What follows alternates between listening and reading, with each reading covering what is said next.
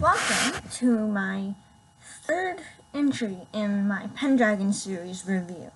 This is for the third book, The Never War, which doesn't go where you think or actually really want it to go, but it's still it's a really good entry, and it's kind of a growing point for a lot of the characters in the beginning of the series.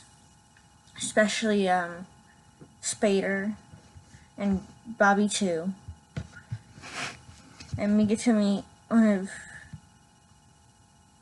well, I say that about all the travelers, but the traveler in this book is awesome. So, without any more crazy introductions from me, let's get right into it. So Never War, of course, starts off right where Lost City of Flour left off. Mark and Courtney have saved all the journals from the evil Andy Mitchell, and Bobby and Spader are about to head off to Velox.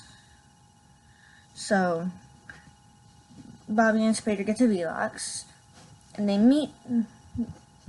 They're in a dark room, and then a big holographic head appears, and she says that she's the traveler for Velox, H. Killian. And she says that St. Dane has left, and she shows him a video that he's left to go to the territory of First Earth. So Gunny and Spader decide there's no point in Bobby and Spader, they realize there's no point staying on Velox, at least for right now, because St. Dane isn't there. So they travel from the Velox flume to First Earth, and are immediately under fire from the same people that sent the bullets to kill Uncle Press. So then they are about to be taken to Winfarrow, who will be a character later, but they're saved by an old man, an old African-American man in a suit. And so they get away, and the man reveals that he is the traveler for First Earth, Gunny Van Dyke. His real first name is Winston. Gunny is just a nickname from the war, because he was in World War I, and he got the nickname because he was never able to bring himself to shoot the guns. So Gunny takes Spader and Bobby to the hotel that he works at, the Manhattan Tower, and they immediately witness somebody being pushed out the window. One of the thugs that was after them before. And so, but they don't think about it until a few months later. So Gunny takes them to his hotel room because he is the bell captain. So he's probably pretty much the most important person in the hotel, I would guess, apart from the managers. But, and he tells him that they have Bobby's, trying to think what could be a turning point here. And our First Earth is Earth 1937, just before World War II. And Bobby is not very good at history, but he remembers that World War II was around now. So they're like, maybe we're supposed to stop World War II. But they can't find anything for a while. And Gunny puts them to work as bellhops in the hotel, because bellhops can hear anything that goes on. And so nothing happens for a couple months. And then there's a couple little clues throughout. They see this newspaper with something about LZ-129, but they probably can't remember what it is yet right now. So there is going to be a big party, and it's going to be including the most important guest of the hotel, Maximilian Rose. Maximilian Rose was a former, well, still a mob boss, basically. And so they've been trying to overhear things that he's saying because they think he's probably got something to do with what's going on.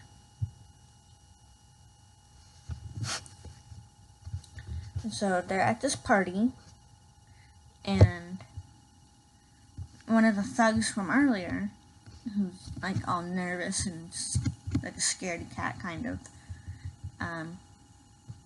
comes in and attempts to assassinate Max Rose.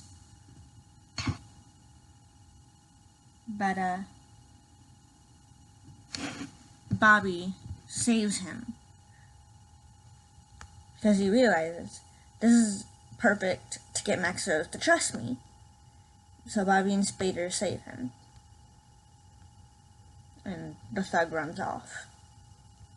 Because, of course, he's all nervous. And so he's like, oh my god, I've been caught. So he runs away. And so the next day, Bobby and Spader are taken to see Max Rose. And he offers them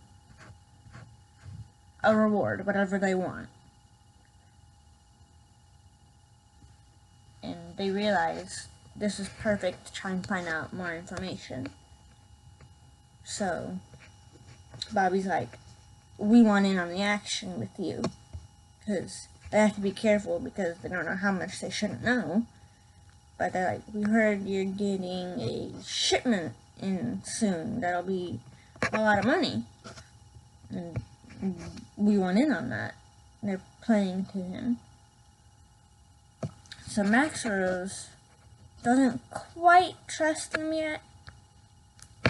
So he's like, well, here's the deal. You take a message to Win Pharaoh. Tell him to back off until my shipment comes. You're in.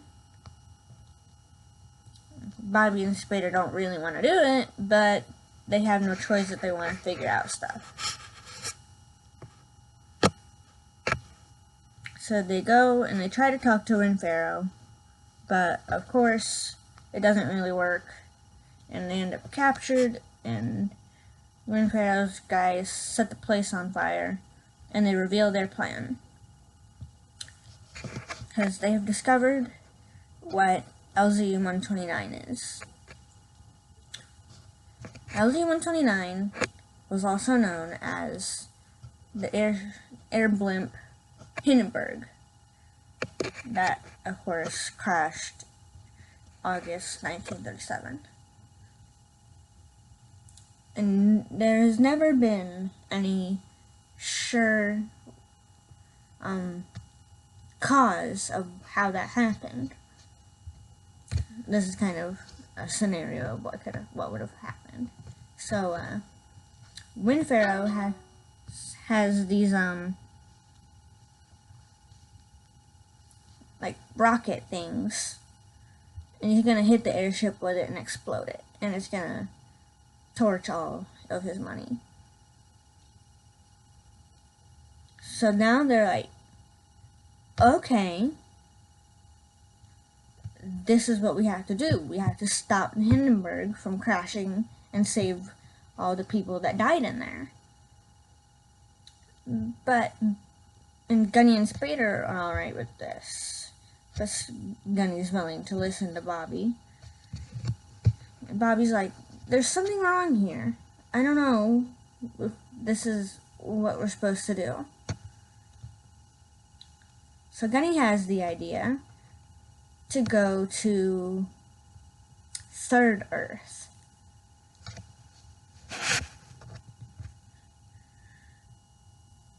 And so they travel to Third Earth, and Bobby is shocked to find the Third Earth is 3,000 years in Earth's future.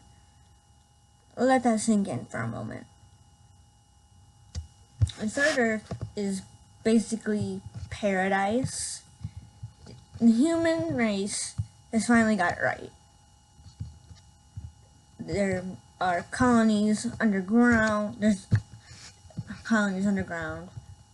There's still some on land. There's settlements under the seas. Not very many, though. Not a whole lot. And on several moons and Earth and Mars. But yes, third Earth is basically perfect. And Bobby's still thinking, there's something wrong here. And he figures out what it is. Third Earth is so perfect. If the Hindenburg crashed, that would mean the turning point had already gone bad. So he's like, this doesn't seem like a place that was hit with a turning point quite yet. And so they meet the traveler there, Patrick Mack, who's a librarian and teacher, so he has access to all the database of Third Earth. And they don't use books anymore, really. They have like electronic data files. And so they ask Patrick to run a simulation with a simple change in history. What if the Hindenburg did not crash? And the results are horrifying. There is a man on the Hindenburg who's a Nazi. Max is working for the Nazis. And he died in the Hindenburg crash. But with the altered history, he survives, returns to Germany, and brings the secrets of how to build the atomic bomb. So basically, when he gets to Germany, they build the atomic bomb, and during World War II, they bomb everywhere. They bomb New York, they bomb Washington, they bomb London, wherever they want. And so, that basically cripples the Alliance, and Germany wins World War II. And the results are devastating. And the effects are still being felt in the simulation. The results will still be felt in Third Earth time. And so now they realize, but Gunny and Spader do. No, Gunny and Bobby do, because Spader stayed behind in case they didn't get back in time, even though they told him that time isn't relative between the territories and they get there when they need to be there. But Spader's like, I don't want to trust that. If you guys don't get back in time, I'm going to go. But now they know they can't stop the Hindenburg. They have to let it crash. As terrible as that is, they have to keep history the same. And so, Gunny and Spader return to First Earth, and Spader has already left. So they're like, oh crap, we're too late. But they still have a few hours, so maybe they can make it if they book. But they have no way to get there because they have no car. So Bobby has the idea to ask this pilot that's visiting the hotel, Jinx Olsen, to fly them there. So she does, and they get to the airfield. And Spader is just about to save the Hindenburg because it's pulling in right then. So Bobby and Gunny would grab Spader and they stop him. But then Bobby realizes he can't let those people die, no matter what happens to history. So he tries to stop it, but Gunny holds him back, and Gunny is the one to allow history to remain the same. And so, after that, they return to the hotel to decompress for a little bit because they've saved Third Earth. And St. Dane was there, of course, as, this is funny, as a pretty little singer girl. That's with Max Rose, but now she's gone, of course. And so, at the hotel, Bobby is upset, of course, both at himself for almost ruining things, and Spader for not trusting him. So Bobby's like, I'm sorry, Spader, but until you get your emotions in check about St. Dane, I want you to go back to Chloral. Gunny, Spader, I'm sorry, I don't know what I'm doing. Spader reluctantly agrees, and so they go to the Flume in the Bronx, because it's still in the same place on First Earth and Third Earth, as Second Earth. But, so Spader goes to Chloral, and Gunny and Bobby are like, okay, he wasn't at Velox before, maybe he's there now.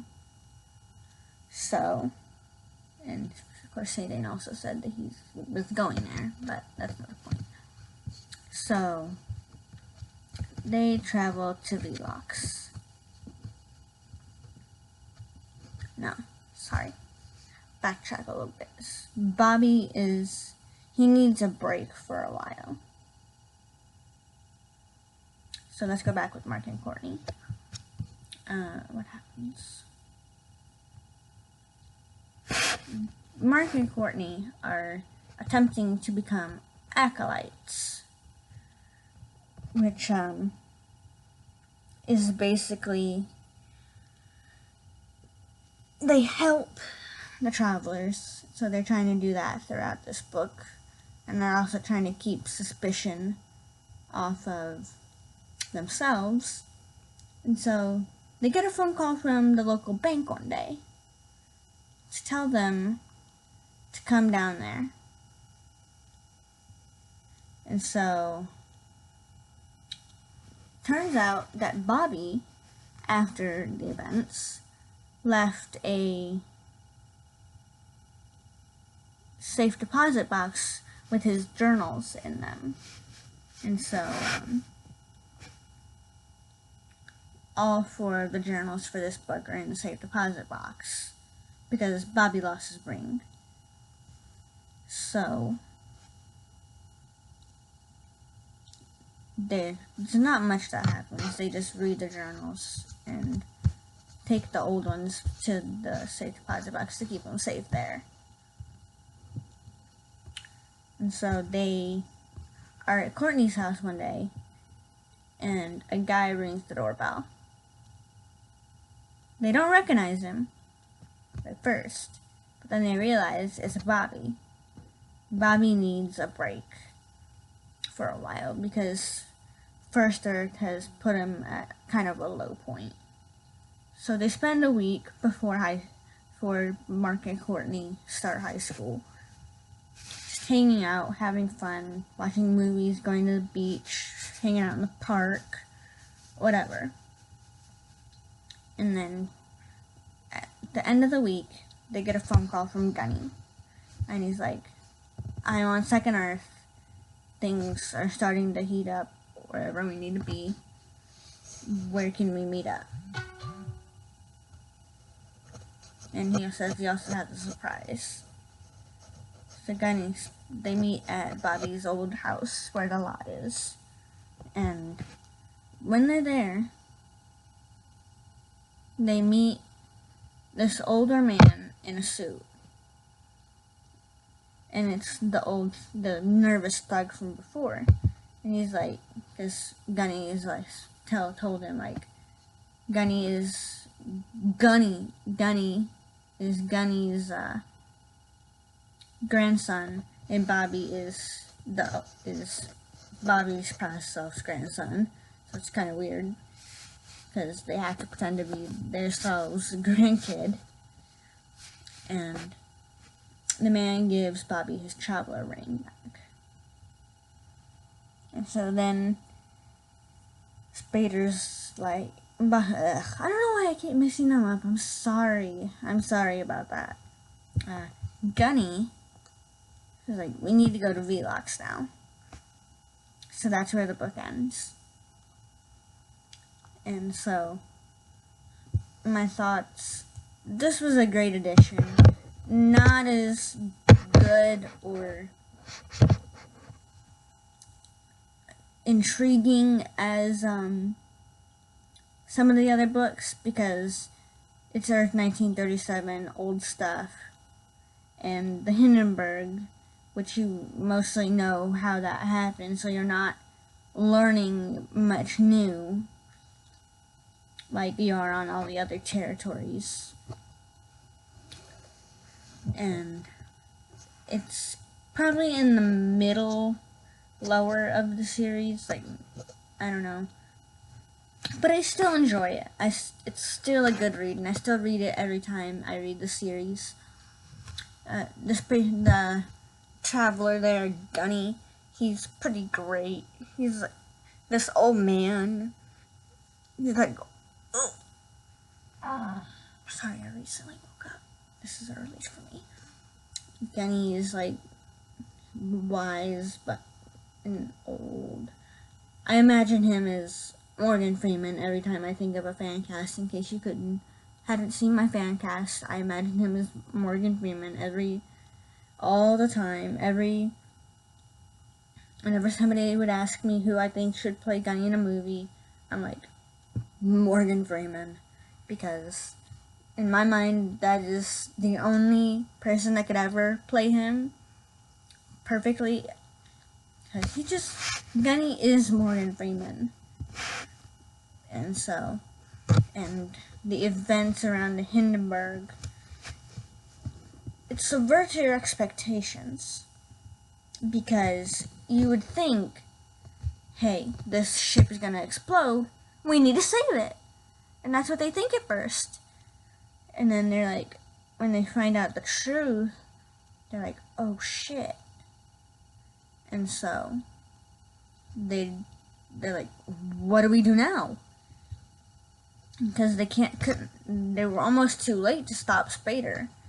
And Bobby's like, now after the fact, because he himself was about to save the ship. So Bobby's like, why am I any better than Spader for this? But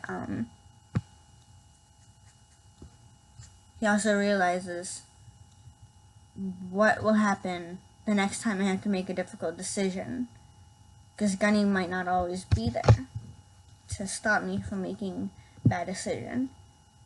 And this is also the first book Bobby is without Uncle Press, so he has no guidance, nothing, nobody to help him figure out what's going on. And that's kind of dulled a little bit with the presence of Gunny, but not a whole lot, because Gunny is not Press, no matter how much Bobby would want him to be. He can be a good father-ish figure, uncle father-ish figure for Bobby, but he can never be Press for Bobby, in my opinion. And Bobby doesn't think all this, but it's there. Their relationship is almost very father-son-like in ways. But, so, yeah. So Bobby, he has no guidance, nothing to help him out, besides the locals, if he wants their help. So, that is what's happening with the gang as of now. And with Mark and Courtney, they're always funny, because Courtney is so confident and cocky, and Mark is just like a scared little kid, basically. And during this time, they're now all 15, so a whole almost a year has passed since Bobby left on his trip to Dendron. So that is where they all stand as of the end of Neverwar. And I hope that you enjoy these and will read them. And of course, in my last video I got a comment asking to review a book. If you have any suggestions at all, please say them. I will gladly check them out and at least see if they might be something I would enjoy, because I'm always up for suggestions.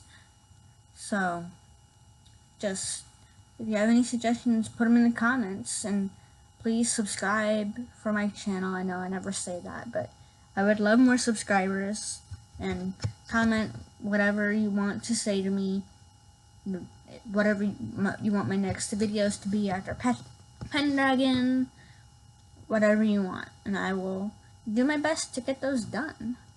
So, and I know this is my longest video yet for this series, and they're just going to keep getting longer because the books keep getting longer. I'm starting my Soldiers of Hala video because that is going to be like 40 minutes, but I don't know. We'll see when that time comes. Bye.